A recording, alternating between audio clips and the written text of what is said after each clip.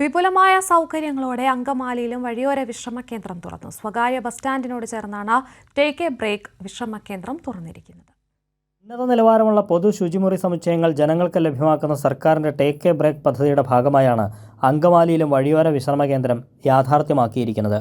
അങ്കമാലി നഗരസഭയ്ക്ക് കീഴിലുള്ള private bus stand അങ്കണത്തിലാണ് വിശ്രമ കേന്ദ്രം തുറന്നിരിക്കുന്നത്.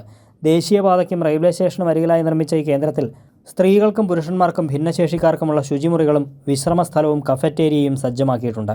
അങ്കമാലി നഗരസഭാ ചെയർമാൻ മാത്യു തോമസ് വഴിയോര വിശ്രമ കേന്ദ്രം ഉദ്ഘാടനം ചെയ്തു. കണ്ടെത്തിയ സ്ഥലങ്ങളിലെല്ലാം ജനങ്ങളുടെ ഭാഗത്തുനിന്ന് എതിർപ്പുണ്ടായി.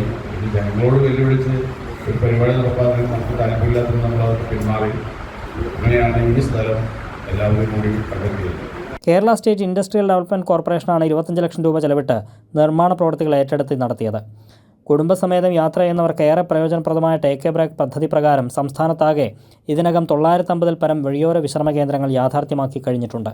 ദേശീയ സംസ്ഥാന പാതയോരങ്ങൾ, ബസ് സ്റ്റേഷനുകൾ, ഷോപ്പിംഗ് കോംപ്ലക്സുകൾ തുടങ്ങിയ സ്ഥലങ്ങളിൽ ഏത് സമയത്തും സ്ത്രീകൾക്കും കുട്ടികൾക്കും ഉൾപ്പെടെ സുരക്ഷിതമായും ആധുനിക സൗകര്യങ്ങളോടെയും ഉപയോഗിക്കാവുന്ന ശുചിമുറികളാണ് ടേക്ക് എ ബ്രേക്ക് പദ്ധതിയുടെ ഭാഗമായി നിർമ്മിച്ചിരിക്കുന്നത്.